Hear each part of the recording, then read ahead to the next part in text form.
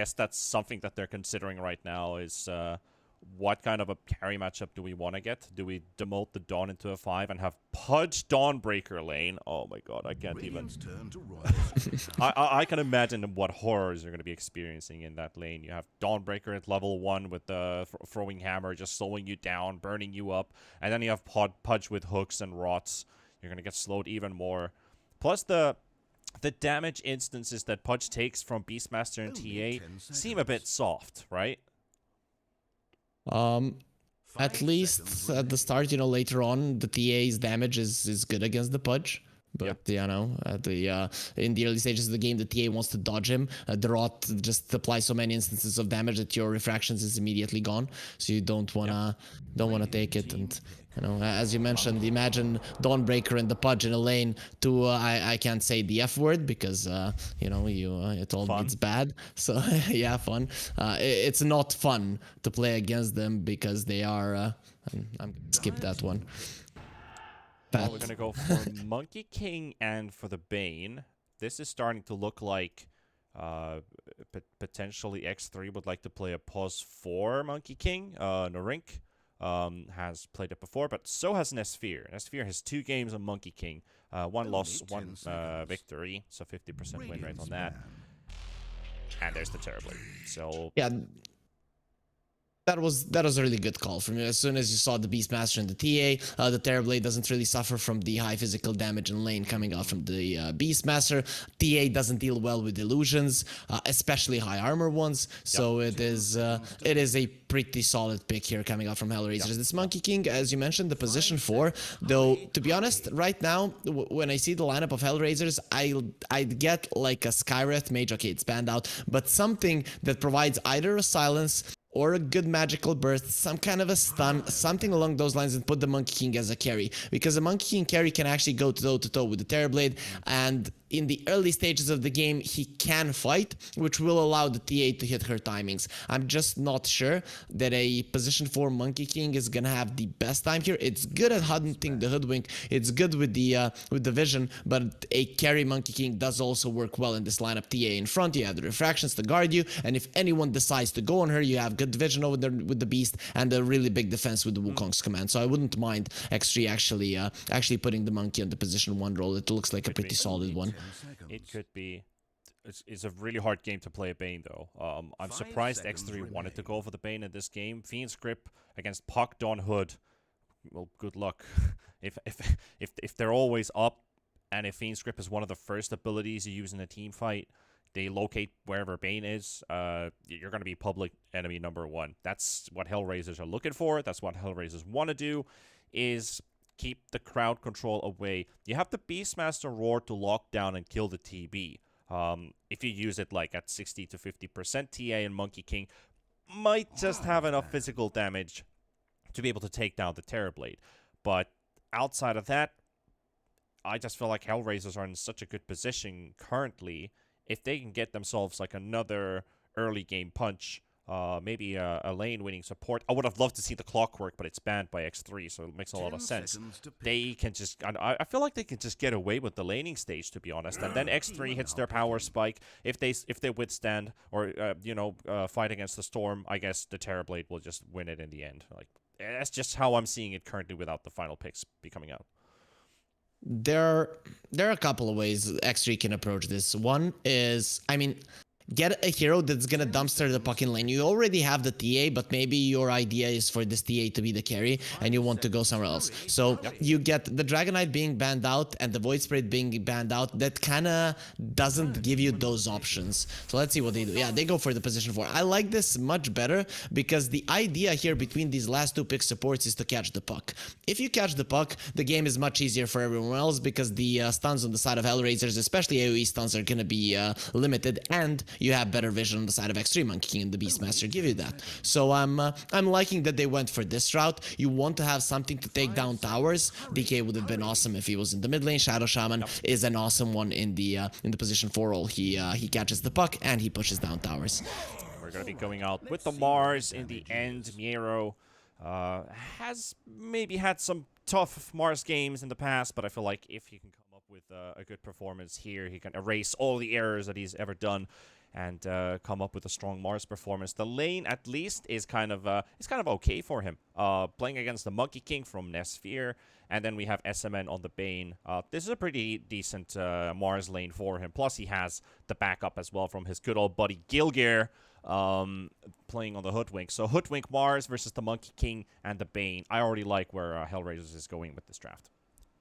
I have to say I like both drafts. I don't see a clear winner when it comes to drafting in this game in particular. I do favor HellRaisers because their lineup is, I don't want to say easier to execute, but I want to say they have more room for error.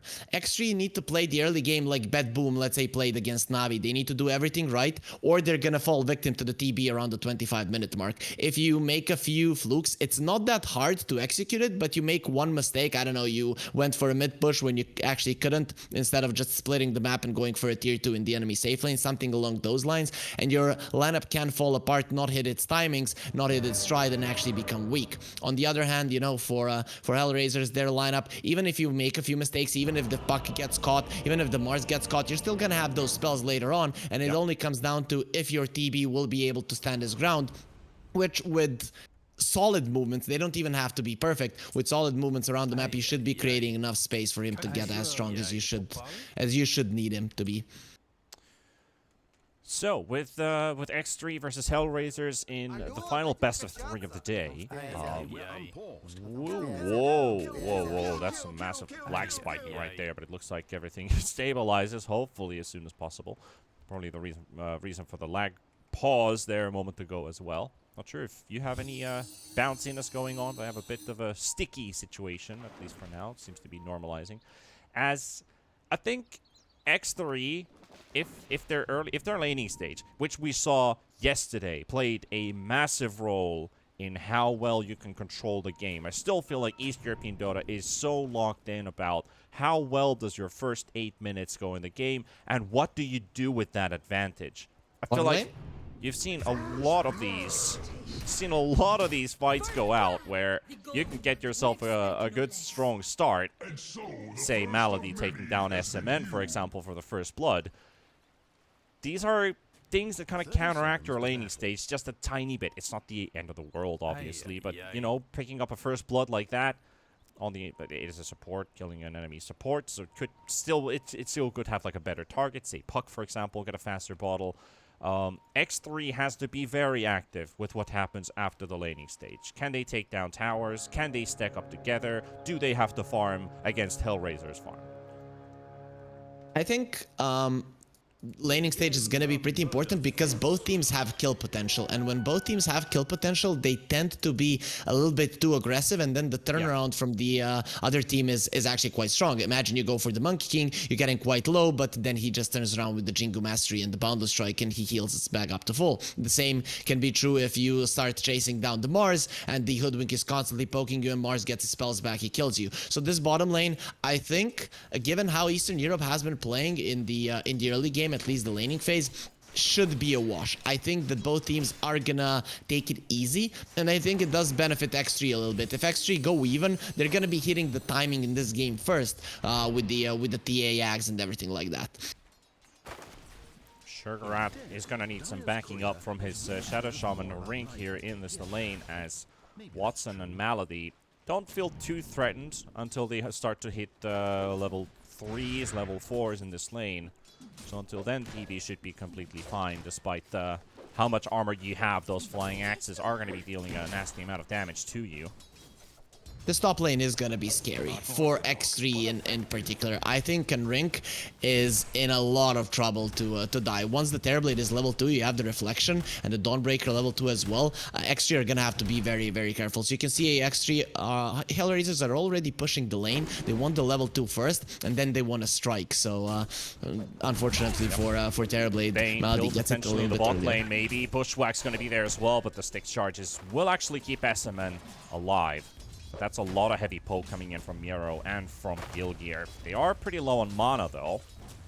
Hoodwink does not have an extra mango, and the courier is not on its way.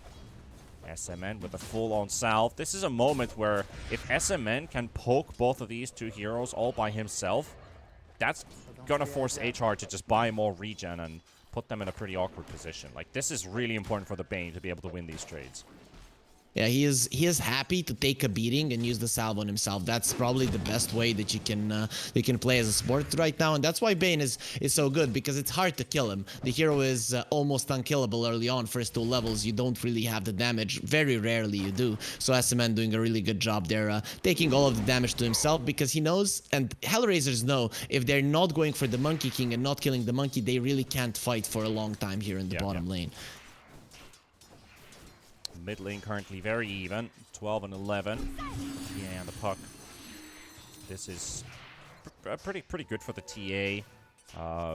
You won't be in trouble of dying, even with the support rotations. Bushwhack is basically your best ability in dropping down refraction charges. So if you throw down the coil, but you haven't burned through the shield. I think it was a game that I've cast like not too long ago, where we've seen TA versus Puck and seen Pucks just pull out a brilliant laning stage by constantly poking the TA, keeping the refraction charges off, and using spells to do damage. They have. Oh, Hex on the Beastmaster. One more right click from Watson should do, but Norink's going to be in between. Very close. And that's without the meta. The meta was used earlier, and X3, they keep themselves away. They're aware that against the meta, they can't do anything.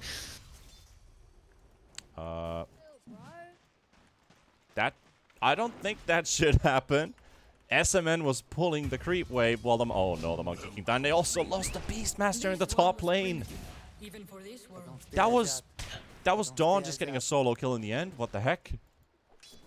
As I said, X3, they would like for the laning phase to be somewhat without kills, you know? And HR, they're not forcing the issue too much. You can see on the bottom lane, they're just poking, and then they find the kill. Same can be said for the top lane. They know when to stop. And the way that the HellRaisers would lose this laning phase is if they would go super aggressive.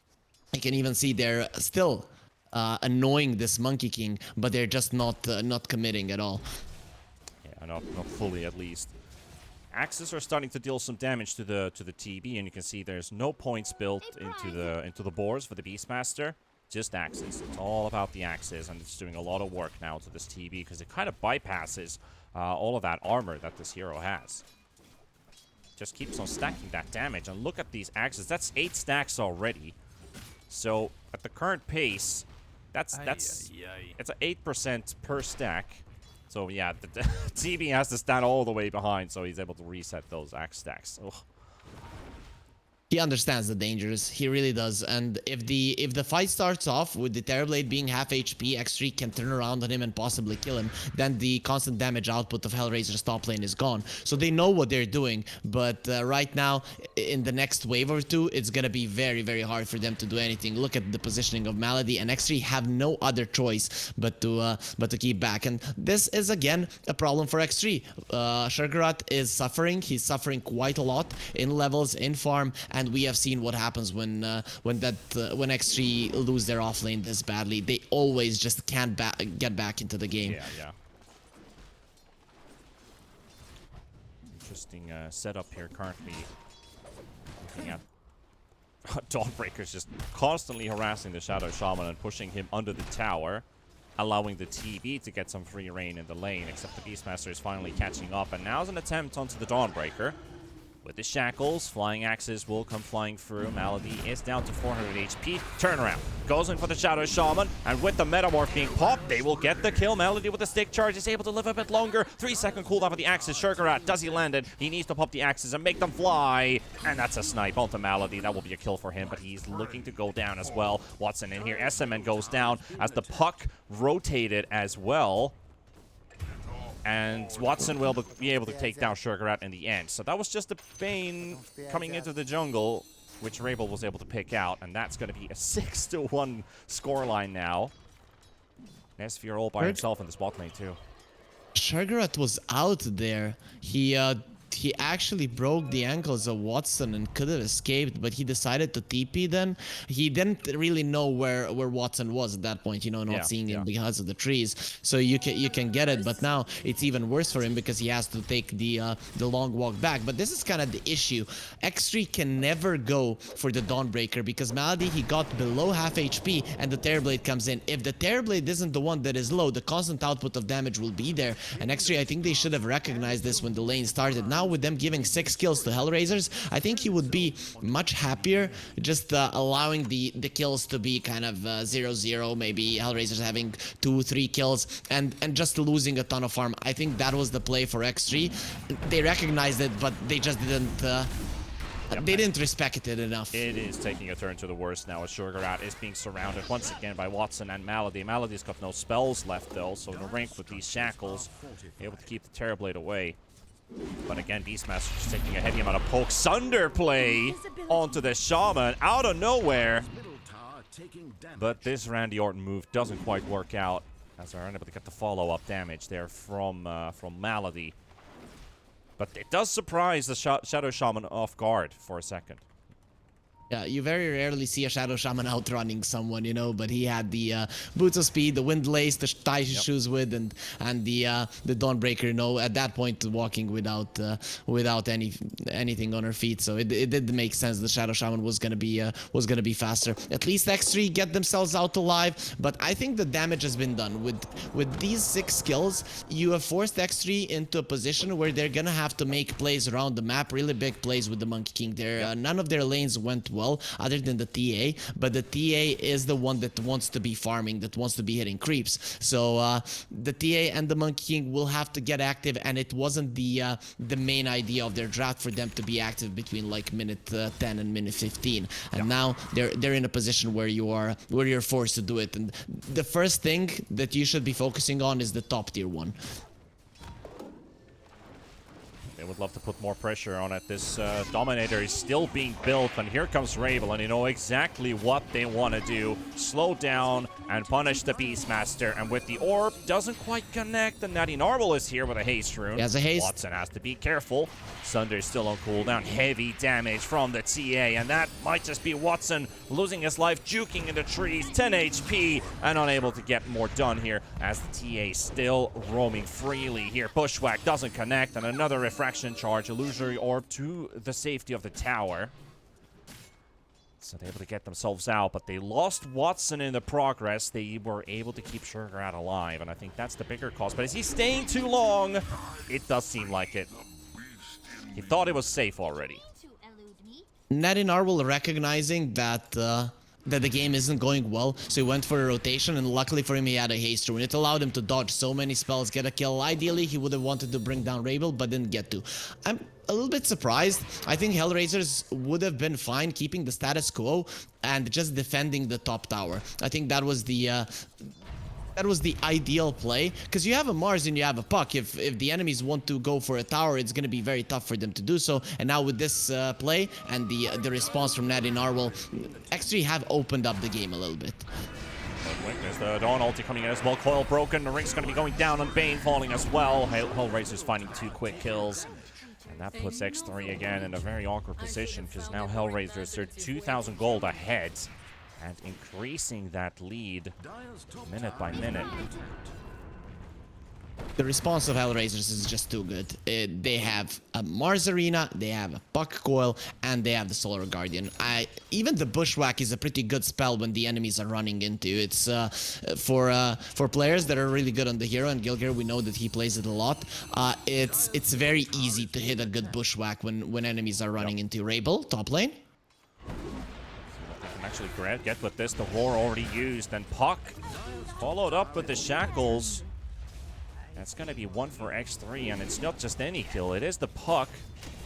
He's a very strong hero to contend with early on, so I think they're pretty happy with that. That might just actually lead them into taking this tower down. They lost the one that's able to defend it. That's a big one. That's a really big kill. Slight misstep, immediate, no hesitation play from Shurgarat. He immediately goes for the roar. After the roar, it was too easy to get him down. You know, no Solar Guardian. Actually knew what they need to do. I actually thought with the start of the game, it's gonna take a little bit more from them to take that tower down, but they did capitalize well on the movements of HellRaisers. And now Melody in some trouble as well. Oh, very good catch there. He was trying to be a bit nimble and try to escape. They have to use Fiend's Grip and the Shackles to make sure they get this kill. But importantly is that they do get it in the end. That is another pick off for X3. Smoking up in mid is also Gilger and Rabel. They're going to be running into a Bane. Are they going to be running into something else? Bushwhack, Sharpshooter. Gilger knows how this game works. Nightmare dodge. Just dodges the illusory orb, but the silence is still going to be there. With the Witchblade, Puck will get a response kill. Shurgarat's completely out of mana too, but it doesn't look like they're going to be there in time. Rabel's here though. There's a coil available.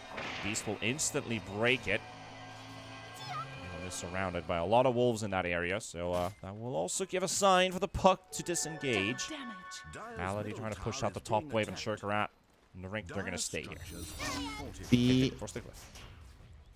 The lockdown of X3 on single target heroes is just insane. You know, the Dawnbreakers, they're like, these guys are tickling me. I don't care, but if they tickle you for long enough, you are gonna die in the end. And that's what happened to Melody. Good place from HellRaisers, though. They are trying to keep X3 out of their own jungle. That is the main thing when playing against the Beastmaster. If he takes over the high ground around the outpost, it's much easier for him to pressure the top tower, the tier 2 top tower, or the mid lane tower. So that's why HellRaisers are constantly just trying to go to the top lane, using their spells, maybe even a little bit too aggressive, but still trying to keep the enemies out of there for as long as possible, because as soon as the high ground is taken. Very good counsel from Miero onto the Monkey King, using the God's Rebuke to prevent the Monkey King from getting away, and the stun locks are there, and Nesphere is down. Just a beautiful read from Miero. You see the Monkey King, he hears the sound cue come out, and he's expecting the Monkey King to quickly hit the creep wave and then jump back to the trees. But as soon as he's mid-air, Miero just God's Rebukes him back down on the ground. And enabling him to just, I'll just drop my ulti here and spear you onto the wall. What you gonna do about it? Just goes to show you need to be strong as well. You can't just be a a kung fu kind of martial artist kind of guy. You need to see this big guy with the shield. He just knocks you down. And this is a really good move from HellRaisers. X3 are looking to defend this, but they've forced their TPs into mid. They'll keep their tower up, but HellRaisers already spread it around the map, looking for farm. And they smoked up on 4. They want to go for Roshan. They want to force HellRaisers to fight them right now. You see HellRaisers making a good move. You see X3 make a good move as well, as long as it pays off. Both teams are doing really well right now. X3, they understand their lineup perfectly. They did give a little bit too many kills in the laning phase, but when it comes to movements in the early mid game and living with the mistakes that you made, they're doing a good job. Natty Narwhal is itemizing properly. He went for a blink, understanding he cannot go for a greedy Dezo before he gets the blink because his team needs him. They're just not doing enough damage. You saw their 8 seconds on the support Dawnbreaker and they barely killed her. Sounds like the life of your average Joe, living with the mistakes that they've done in their life. That is very poetic, Eric. Yeah, I know. Various talents here. That is very important, you know. Might actually go and write some poems about Dota, of course. That is our branch. You better come up with one for the next game. I'll be asking you that. Sure. Let's see what you come up with. Artiste. Nesphere. There's a Mars coming in with a fresh Blink Dagger. And Nesphere, nobody's around. Too aggressive in the lane. Surprised by the Mars getting that Blink Dagger. That's going to be him going down. That's another death on the Monkey King. That was your, that's the carry of X3 as well, which you would like to utilize a bit more instead of just dying in the lane. So it does hurt X3 a lot. For a Monkey King, it's ideally to play where your team is and just the Wukong's command around them. As soon as he's alone, he gets jumped on. You can see HellRaisers, they don't hesitate 1 second. And again, it's a battle for this high ground here. Everyone is poking and prodding, and no one is really really going to commit. You know, for X3, holding that area is the most important thing, but if you're losing your carry, it is a problem. And HellRaisers, they did everything perfectly. They were able. He set up that kill on the top lane by going for a mid lane wave. He knew that the enemies who were hunting somewhere there, and the Monkey King was baiting on top, so Mars TP's top, Puck out pushes the wave, and starts running away immediately while they're jumping the Monkey King. So it was a really nice coordinated attack from HellRaisers.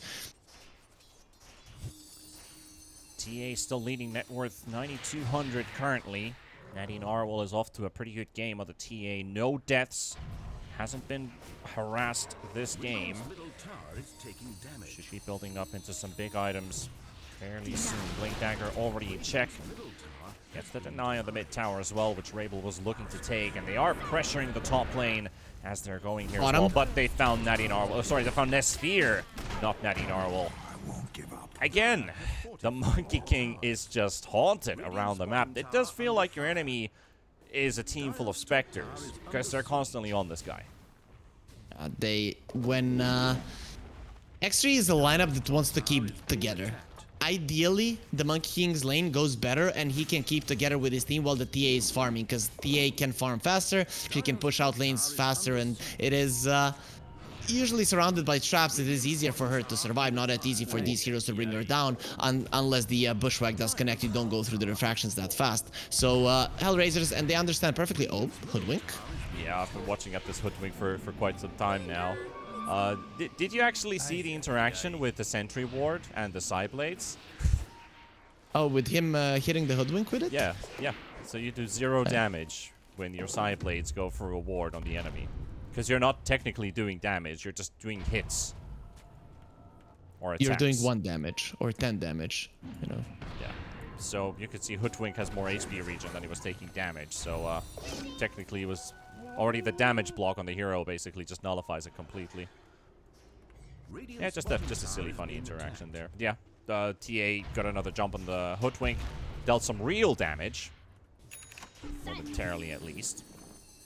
Interesting that he got such an early shard on the TA. I guess understands just how important it is for him to fight early, and that does contribute to their team fight. If you look at X3, they have no team fight other than the Monkey King, and Nesphere is too far behind, and he has to get back into it. Without the BKB, he just can't fight. So, and HellRaisers, they understand that the Monkey King is the one that is threatening their Terrorblade later on, so that's why they're targeting him so much. And Watson, other than the mid lane push, he's not going to be coming into fights. We might see him fight on the next Roche. Other than that, he doesn't really want to come over and do anything until he's ready to battle and feels unkillable. Yeah, back to the TA shard as well. If you look at TB's item build, it doesn't look like he has a Manta ready right now. I mean, his courier doesn't have the recipe for it. He's just built the Yasha, and he's going for Scotty. That means he's unable to purge the silence off, and he won't be able to Sunder. But the thing is, can they really do any damage to him? That also sparks the question, because when we look at X3, I don't see these heroes getting close to the Terrorblade. The Shadow Shaman and the Bane, they come close, the Puck will rip him apart. You also have the Arena to protect you. If he has a Skadi, he hits the TA doesn't do anything any longer. So it just comes down to the Monkey King, and for now, he's just not a threat. So I think the Terrorblade will be fine, and at some point, you do get the BKB. The hidden ones have blessed me. Oh, doesn't quite catch the Shaman here. Mars missing the spear momentarily, but SMN's gonna be there. Nightmare already up. No spell to dodge though. That's just, you know, just for flair. We talked about the position 4 Dawnbreaker. He was played in the safe lane, but look at this. Look at his net worth. He's actually very close to Nesphere. So Malady, you know, close to a position 1, and the Axe will come out. I just don't see how the Terrorblade dies. You get the Axe, you get the Skadi. The Terrorblade stands in front of the tower, and how do you kill him? Do you have the guts to even attempt to do so? Because I wouldn't. I think you just dodge him at that point. Coil used in mid onto the TA. Puck really wanted to get himself some extra distance, and here comes the Dawnbreaker, and Miero's gonna be there as well. Ring's going down, and TA about to drop. There's no backup remaining for Natty Narwhal, so HellRaisers with 2 quick kills. They do lose their top tower. Meanwhile, Shurgarat is pushing to the high ground as they're hunting for a Bane for themselves. Rabel Able to apply the slow on the Witchblade, but too far away. And this tower does end up taking a little bit of damage. But yeah, Nesphere's net worth and compared to the Dawnbreaker is pretty different. Sugarat though does get arena'd up, throws in the roar. Nesphere wants to go in, but what is he gonna do here? He's just gonna Wukong to them. Could maybe kill Gilgear, but it's gonna get bushwhacked again. They're just toying with Nesphere at this point. He does get broken, pops his BKB, wants to be able to keep those Jingu stacks up because there's a TB pummeling you on the high ground. But there we go, the lifesteal's gonna be up, and Nesphere is gonna regenerate a decent amount. Miero's got his own BKB and doesn't really give him much more except security from a Boundless Strike. So he'll just pop it for some flair, and Watson gets the kill in the end on Nesphere. So that's basically X3 losing almost every single hero on the max except for the Bane. I think Miero there was, oh no, this Monkey King is attacking me with his no damage items, so he didn't really care about it at all. He just got tickled there inside of the Wukong's command, you know, slapped from all sides, but he didn't mind one bit. And I think this game is a perfect example of the timings in Dota, you know, and with HellRaisers just delaying the timing of X3 a little bit in that early mid game, between the 15 and the 20-minute mark, X3 weren't able to get a lead. Now, for the next 20 minutes, the Terrorblade is a god in this game until the Monkey King gets super strong. And you know, the Monkey King without a Battle Fury, he's not gonna get super strong. So right now, X3, what can you do? You need to split push. You need to use the Hawk Vision. You cannot fight your enemies, which is a problem. TA would love to get the second Roche, but I just don't see it happening. What can you do is a very good question to put into this game. It is very tough for X3 to get themselves back in, because it does feel like they have no longer the options against HellRaisers, and even the next team fight might honestly just be a GG call fight if X3 doesn't come up strong out of it, because they don't have much to play with anymore. Roshan is going to be up as well. That's going to be the Shard Roche up. Marink does have the Aether Lens on the Shaman, but Miero is a bit faster. Link Spear will take down once. The coil being used on the Beastmaster. It's going to be death number 2 out of this as well. Another one for the HellRaisers. Happy to take this one.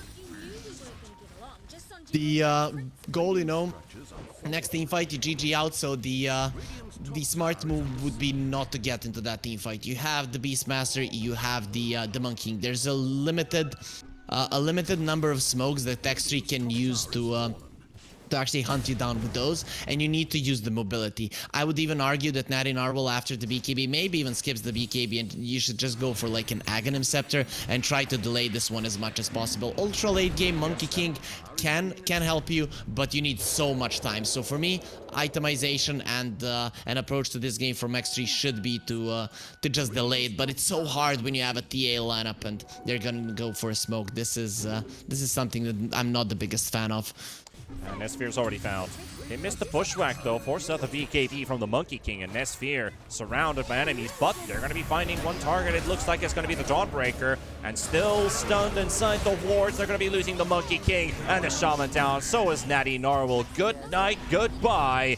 HellRaisers take 3 with a cost of 1, and then looking for the 4th as they snap the coil on the Beastmaster. Sugarat slow to fall, but the trap slow is real. There's still a right click that will come out from the arms of the puck, and that will be 4 for 1. A reality for HellRaisers. 13,000 gold ahead. SMN will join his friends. SMN joining his friends here. Team White. That's and, all. You know, it wasn't even that bad of a position for X3, but the Monkey King used this BKB there, and they were coming with the smoke. But the thing is, you're coming into an area that HellRaisers are controlling, so you can throw your vision advantage out the window. Suddenly your Beastmaster vision doesn't do anything. Your Monkey King was caught, and you don't have anything left in the tank. Even if you use all of your spells perfectly, you're not going to be doing anything. You can't kill Watson. The Dawnbreaker didn't have her ulti, and she was dead, and still you lose the fight. So it just goes to show that X3 are not capable of fighting there. That's why as soon as I saw the smoke, I was like, nope, this is not good. Push out the waves, make HellRaisers work for it, and at least for the first 2 minutes of the Aegis, the lanes are going to be pushed out, and they won't be able to get any objectives. Yeah. Man, HellRaisers are looking good. They're looking really good. They're just making the right moves, what was allowed them, what has allowed them to play this way, thanks to how the laning stage went in their favor. So obviously, I think it's an overstatement to say that they're playing super good, but they were kind of given this advantage, and they're catching the Monkey King. Oh boy, might be just another one. Pops down the Wukong's command and just doesn't have any lifesteal to get as he pops down the Boundless Strike. He only had 3 stacks on Miero, so no regeneration for him. Maybe now going back to the Shaman. Well, he's gonna get out. However, HellRaisers onto the high ground. They forgot about him. That's how important he was. Like, this guy hexed me, no one cares. Like, just let him go. Then, after a few times, Rabel is like, yo, there was someone here I was about to squash, but nothing, you know, he doesn't fight him in the doesn't really care about it. So the first lane of Rax is going down. HellRaisers having a really clean game, as you mentioned. You know, a few times they chased a little bit too far, but that's really negligible in the grand scheme of things. You don't even see those as mistakes. You see it as, okay, let's try to make something happen, and it doesn't work out immediately. But in the end, who cares, because you got your Terrorblade to a point where he's unkillable. Whatever X3 does, this guy's not going down. They're trying to make a play in mid because they forced a lot of TPs onto the Beastmaster. So X3, they can find 1 kill. That's an opener, but it's taking them too long. The Mars Spear onto 2. Narik down, and Natty Nar will follow suit. HellRaisers find themselves 2 kills. Metamorph has been popped as well, so that means HellRaisers can pretty much just push down another lane of Rax. And that noose, it is starting to tighten up on the necks of X3. And if the news wasn't too much, it sometimes feels like there's also a guillotine about to drop on top of your head, as there's going to be a Beastmaster caught in by Miero. Nightmare save momentarily. Roar comes out onto the puck. Does not get the high five. Beautiful, beautiful from HellRaisers. Right now, they don't really need to be diving, but we have seen this in Eastern Europe. This is one of the games where you don't really care if your lineup isn't that great at diving, because the lead is so big that you cannot lose. We've seen some of the games actually turn bad because people start pushing their lead, but this was just a complete stomp, and HellRaisers were allowed to do whatever they want. Still, at the point where the Terrorblade got his Skadi, I think that's where the game ended for X3. They could have possibly went for some split pushes, but they were like, okay guys, the timing of our lineup is now, or maybe it was the strongest like 5 minutes ago. Let's just do the best that we can. Obviously, it just wasn't good enough. And HellRaisers, finally, we see a clean game from them. I'm just hoping that they're announcing that they're back. Yeah, this is a very statement-based game here from HellRaisers, wanting to show what they're truly made of and why they are supposed to be the powerhouse team of Division 2, and just dominating. Absolutely dominated this entire game from start to finish. Probably the most one-sided game we've seen so far in Division 2 this season. And HellRaisers, Watson, TB. Every time I see Watson on TV, I see good things happening for them. But obviously, it wasn't just him. Malady did a lot of weightlifting this game. That lady's got some muscles. Malady absolutely powerhousing this game. Over 10,000 net worth as well on your Dawnbreaker. You're going to be feeling really happy after that game and how it went. Miero on the Mars, with the help of Gilgear, they're able to snipe down the Monkey King a couple times. Nesphere 071. I think that's all there is to say.